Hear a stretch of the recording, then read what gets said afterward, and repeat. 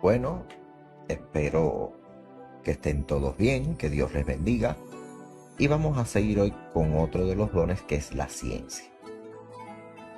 Bueno, este tema es un poquitito más largo, he tratado de sintetizarlo. Saben que lo saqué, vuelvo y repito, de mi libro. Lo digo no para promocionar, porque no lo hago para promocionar, pero sino que muchas personas me han dicho dónde lo encuentro o dónde está esto, dónde puedo saber más sobre esto. Y yo digo, bueno, vayan al libro que se llama Tú tienes los dones, el misterio de hacer cada día mejor. Y se editó el 23 y el 24 se le puso esto, el misterio de hacer cada día mejor. Ahora bien, vamos a estudiar la ciencia, que es un don. La ciencia atrae al hombre todo tipo de pensamientos, mire, matemática, física, química, a eso le llamamos ciencia, y en verdad lo es. Pero ¿sabemos lo que quiere decir la palabra ciencia? Mire, se considera ciencia al conjunto ordenado del conocimiento, que son estructurados, que se estructuran sistemáticamente. La palabra ciencia, para que lo entiendan mejor, es conocimiento. Este conocimiento se obtiene en base a patrones de razonamiento y a experimentaciones en un ámbito contextualizado. Y, por ende, siempre ante un estudio, ante un razonamiento, ante una experimentación contextual en un ámbito contextualizado, producirá preguntas, hipótesis, y se deducen de ahí leyes, principios y sistemas de organización. Muy difícil, ¿no? Bien, pues entonces cambiemos la palabra ciencia por conocimiento, pues es casi lo mismo, salvo por la pequeñísima diferencia de que usted no puede experimentar nada para conocer algo en cierto grado, y la ciencia sí precisa de este elemento. Para conocer no hace falta experimentar, no es obligatorio, pero para llegar a la ciencia, para conocer algo en cierto grado, y la ciencia sí se precisa de este elemento. Esa es la pequeñísima diferencia entre conocimiento y ciencia. Ahora, existe una forma de ciencia que no es estudiada, sino que es empírica, y que todos recibimos, que es lo que llamamos un don. El don de la ciencia no se estudia, es un conocimiento empírico. ¿Cuál es de esta ciencia la más importante? Pues la ciencia del yo, el conocimiento de mí mismo. Incluso un don del Espíritu Santo es llamado, como les explico, don de ciencia, y está después el don de inteligencia. O sea, estaba antes de inteligencia, que ya lo vimos, y después está el don de la ciencia. Y se manifestó siempre. Este es el don que prevalece a través del Evangelio. ¿Entenderemos a Dios? No sabemos. Bueno, la realidad es que entenderemos a Dios según Él quiera ser entendido. Eso es una realidad. Eso es ciencia. Si usted busca a Dios, puede utilizar la ciencia de Dios y así le conocerá hasta donde le permita su necesidad o su deseo. Ahora, si usted realmente en la vida está sufriendo, es porque no ha sometido la ciencia al experimento humano. El experimento humano en la ciencia, en el conocimiento, es realmente fantástico porque nos ayuda a saber quiénes somos. Por ejemplo, cuando nosotros tenemos fiebre, no podemos decir que la fiebre es una enfermedad, sino que la fiebre la produce algo concreto, objetivo y observable. ¿Ah? Entonces, cuando decimos estar triste, hablamos de emoción, pero la tristeza no puede fluir porque sí es objeto de algo concreto, que puede ser una depresión. La ciencia funciona en mí como conociendo de dónde proviene mi conducta, mis deseos y los síntomas de estos. O sea, fiebre no es una enfermedad, sino que es el producto de algo concreto que sea observable o estudiado. Y por eso es que no nos podemos conocer. La persona que llora puede llorar de alegría o puede llorar de tristeza. Por tanto, llorar no es una enfermedad, no es un, vamos a decir, no es un dogma, sino que llorar no es una enfermedad. Llorar es la manifestación de algo que ocurre más profundo. Y eso es lo que estudia la ciencia, ese conocimiento profundo del ser humano. Ahora, si usted tiene un absceso, le va a producir muchos síntomas. Pero si el médico lo corta, se va con un absceso y eso duele y se inflama usted va a ir y el médico lo corta, lo punciona, lo drena y usted le va a doler muchísimo. Pero ahí está la cura, a la cual nadie hoy quiere exponerse. Ese es el gran problema cuando hablamos de este tema de ciencia, de este conocimiento nuestro. Conocemos lo que nos pasa, pero sabemos que cuando abrimos el corazón, cuando abrimos nuestro ser a comprendernos, señores, ahí nadie quiere llegar porque el dolor es muy grande, aunque acorta el síntoma. Muchas personas a veces dicen, yo tuve un problema en el pasado, pero de eso no quiero hablar, porque me hace mal. Ahora, usted realmente debe abrirse y drenar ese dolor con ayuda de alguien en soledad. Pero abrirse, no tengan miedo. La primera cura es la que duele, ya las otras nos acostumbramos, porque la inteligencia y la sabiduría nos hacen asimilar los sucesos. Por eso es que estos dones son una serie continuada de cosas. Y esto se los digo porque esto es ciencia, conocimiento es ciencia. Pero vamos a conocer por qué somos así. Pero no podemos hacerlo desde un punto de vista que no llevamos a un sometimiento y a experimentarlo. O sea, si soy envidioso, soy envidioso. Eso tengo que entenderlo para ser mejor, porque si no entiendo que lo soy, no voy a ser mejor. La ciencia ha ayudado. Incluso cuando la samaritana oyó que Jesús le dijo, sí, es cierto que has tenido 5 maridos, pero ninguno es tu esposo. La mujer fue a su pueblo, y ¿qué dijo? Conocí en el pozo un hombre que me dijo todo cuanto yo había hecho. Ahora esta mujer, por el don de la ciencia, supo quién le hablaba.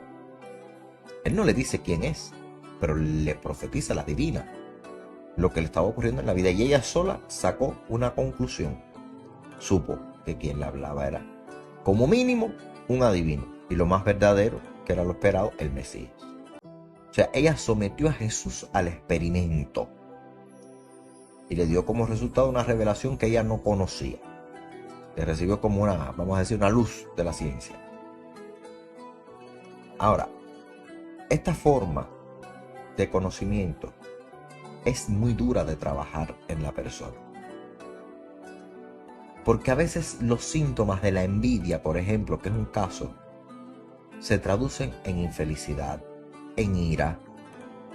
No dormimos bien. Incluso se ha dicho que se pierde peso. Mientras más envidioso se es, más peso se pierde. O sea, que cuando terminamos y decimos, ¿por qué me siento así? Es porque yo soy envidioso. ¿Por qué siento esa envidia? ¿Qué me hace ser así? Debemos ser científicos de nosotros mismos. Aristóteles presentó una gama de 3 tipos de ciencia, fíjense, simplificando las cosas. Pero a su vez complejizó todo el proceso. O sea, Aristóteles, por eso le decía que Aristóteles es tan difícil. A mí los clásicos griegos realmente son muy difíciles. Prefiero los franceses, pero aquí ya hay que hablar de Aristóteles porque es el que lo marca así. Y porque en base a él se continuó todo. Entonces, Aristóteles decía que la ciencia se dividía en procesos. Las dividió en teóricas. ¿Qué cosa es teórica? Ciencia es teórica. Bueno, la búsqueda de la verdad, de las ideas, como forma y como sustancia. Debo aclarar que no es más que el saber por el saber, como son las matemáticas, la física, etc.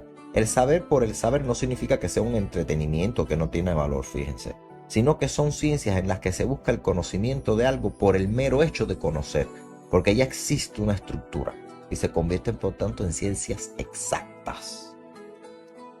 Y no conllevan a experimentos mediante la práctica, sino que 2 más 2 es 4. No necesito experimentar nada para alcanzar ese conocimiento. Yo junté 2 barriles y añadí 2 barriles más, y son 4. Otro tomó 2 sacos y añadió 2 sacos más, el resultado es 4. Otro decidió tomar 2 vasos de agua en la mañana y otros 2 en la tarde, pero al final, ¿cuántos vasos ha tomado, señores? 4. O sea, eso es saber por el saber. No hay que investigar, realmente no nos interesa. Si decimos, llevo 2 barriles y luego 2 barriles más, pues eso es matemática. Llevo 4 barriles. Ya lo que no va a depender el resultado de lo que llevaban los barriles. Llevó un barril de vino, un barril de aceite, un barril de agua y un barril de alcohol. 4 barriles, contengan lo que contengan, sigue siendo 4. Por eso se dice que las teóricas pueden ser saber por el saber, por el solo hecho de saber, de conocer esto. Pero no se experimenta, no hay que experimentar, ir a donde están los barriles, contarlos, o sea, abrirlos, pesarlos, no. Estamos hablando de un número, 4. ¿Cuántos barriles hay? 4. Llevo 2 y añadí 2 más, son 4. Llevo 2 sacos, uno de sal, uno de piedras, uno de algodón y uno de cemento. Señor, llevo 4 sacos.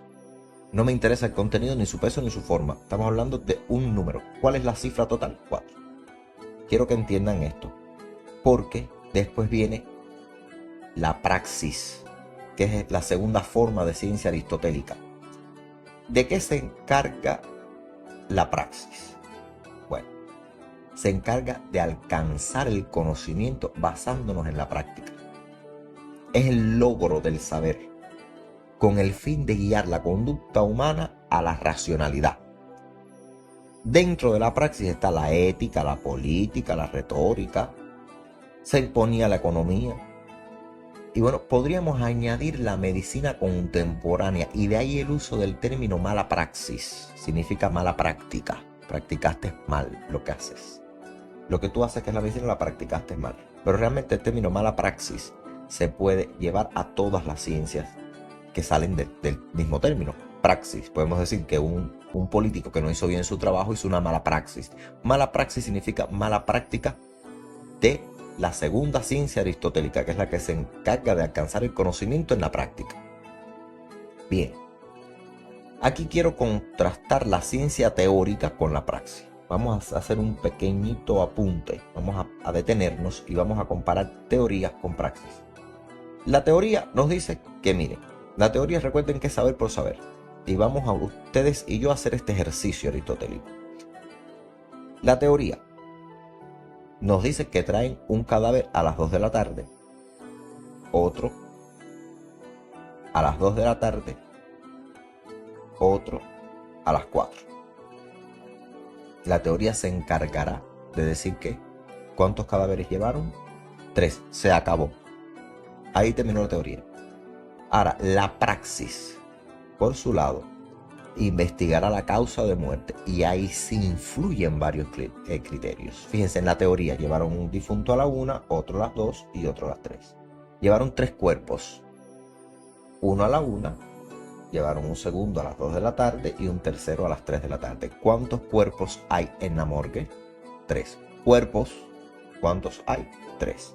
Ahora, el de la praxis llega, el médico llega un primer médico y hace la autopsia al momento. Este podrá ser más certero, porque investigará con práctica in situ, con el cadáver aún fresco.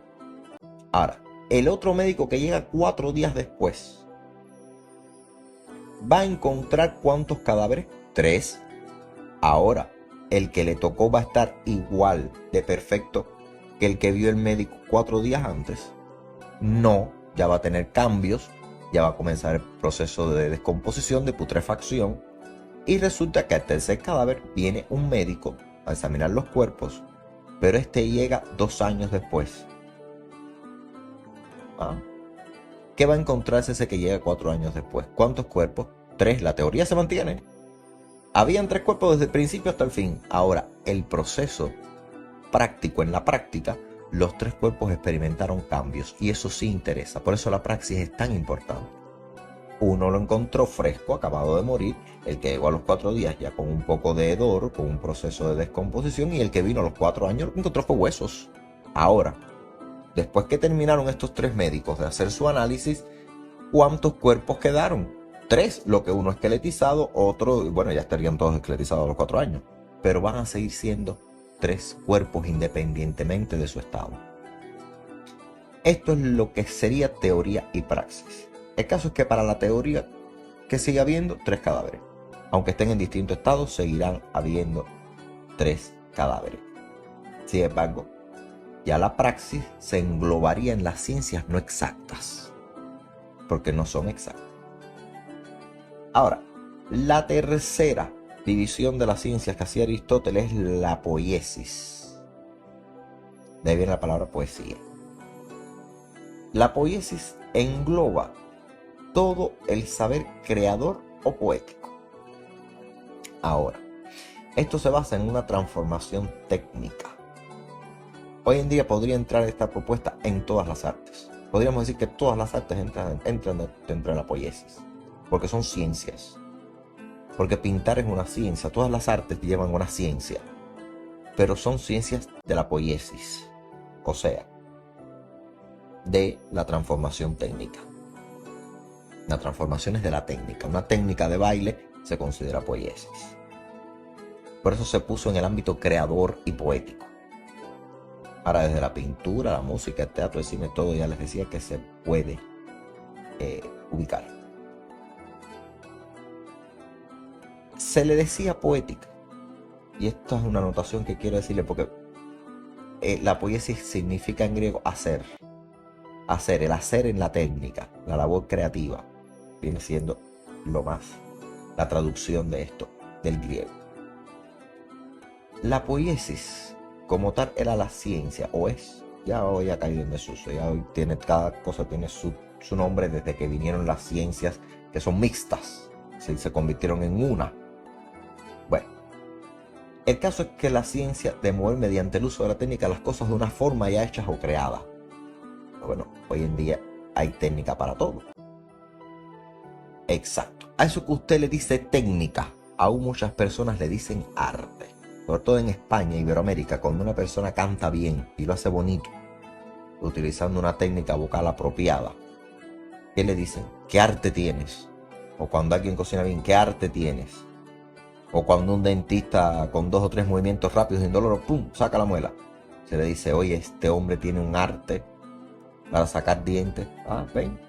Por tanto y demás, la industria de la moda utiliza técnicas nuevas y por ende se considera que todo quehacer artístico sea per se una ciencia. Miren qué fácil. Si no se entiende dónde es que comienza esto, que la poiesis es la ciencia de mover mediante el uso de la técnica las cosas de una forma, ya hechas o creadas. Entonces la pregunta es, hoy en día hay técnica para todo. Exacto. Hay una técnica para extraer un diente porque existe. Hay una técnica para coser. Hay una técnica para todas las ciencias de la poiesis. Todos los conocimientos de la poiesis. Ya le dije que ciencia es igual que conocimiento. Igual, solo la diferencian 2 conceptos.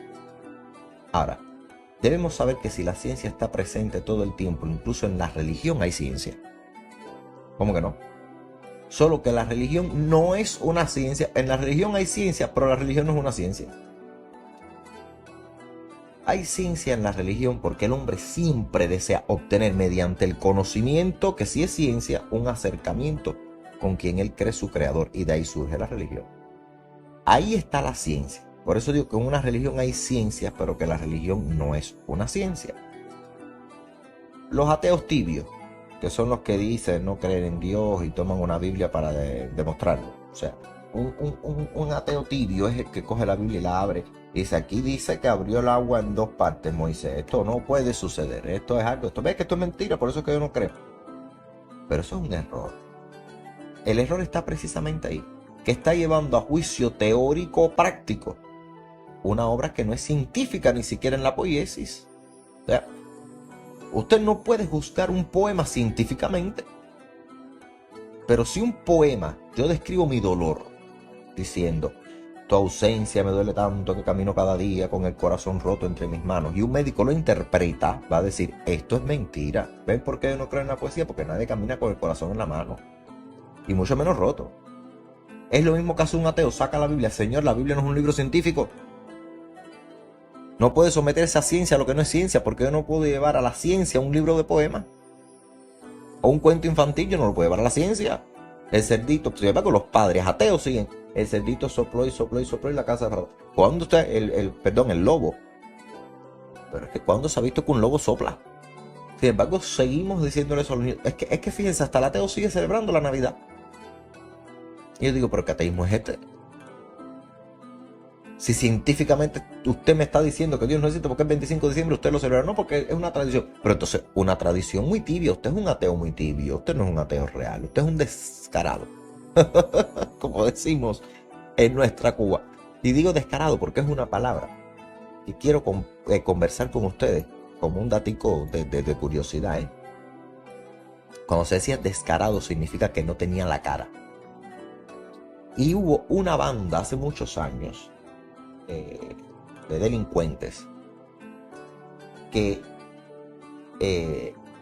cuando asaltaban le decían descaro, que iban al descaro. Y dice, pero ¿cómo que al descaro? Sí, sin rostro, no se le veía el rostro.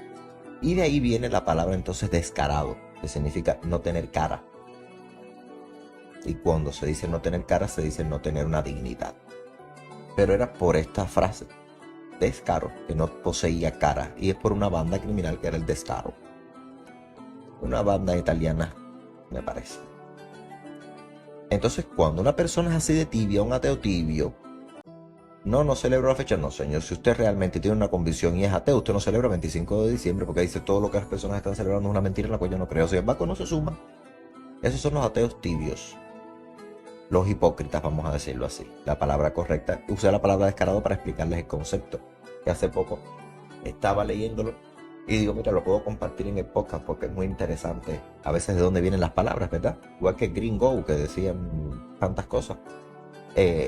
Siempre lo que significan las palabras, los filólogos. Por eso yo los filólogos siempre que los veo les pregunto tanto.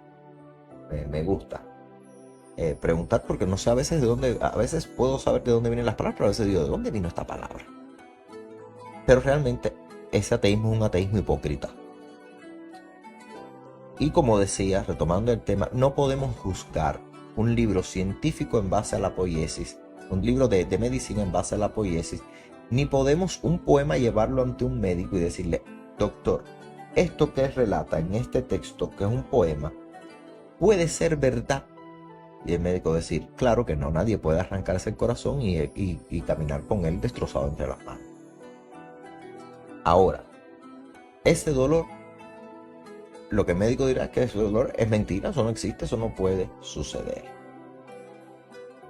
Yo supe entender mi dolor desde mi poesía, no para llevárselo a un médico. Cuando voy a ver al médico le digo, estoy deprimido. Pero desde mi poesía yo le di otro significado. ¿Se entiende? Mi poesía es mi sentimiento. Se asimila con esa sensación.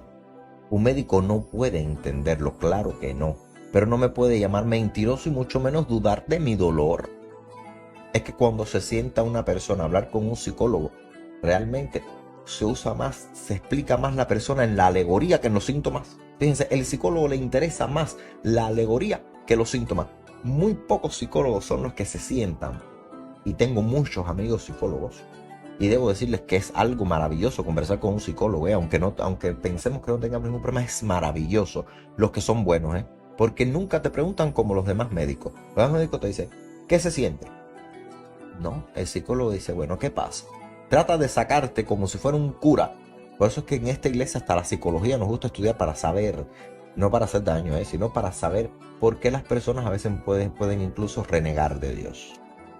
Porque es muy fácil decir, este hombre está gritando y diciendo obscenidades y profiriendo insultos y yo estoy dando misa y ese señor lo que está diciendo es como para que arda en el fuego perpetuo, pero cuando sales te das cuenta que pudo haber perdido a un niño, pudo haber perdido un ser querido y su rabia la descarga con Dios, y esa rabia cuando se descarga con Dios, Dios la perdona. No se puede decir, gritaste esto en el medio de un funeral porque murió tu hijo, estás excomulgado, Dios no te quiere. No, Dios está para eso, es como un padre. Siempre nosotros, y ese hombre, créanme, que el hombre que grita y que insulta a Dios es el hombre que más lo quiere. Y yo siempre digo, es el hombre que más lo quiere, porque desgraciadamente siempre descargamos nuestro dolor en las personas que más queremos o en las que más confiamos. Entonces, las cosas de la vida se complican cada día más. ¿Cuándo es que la ciencia comenzó ya a dejarse la forma aristotélica y a crearse otras definiciones más actuales para la ciencia? Cuando vinieron la conjunción de las ciencias, que es lo que se llama la ciencia interdisciplinar. De la biología y de la química, creando ciencias, surge la bioquímica. De la neurología y la cirugía, nace la neurocirugía. Y de la astronomía y la física, la astrofísica.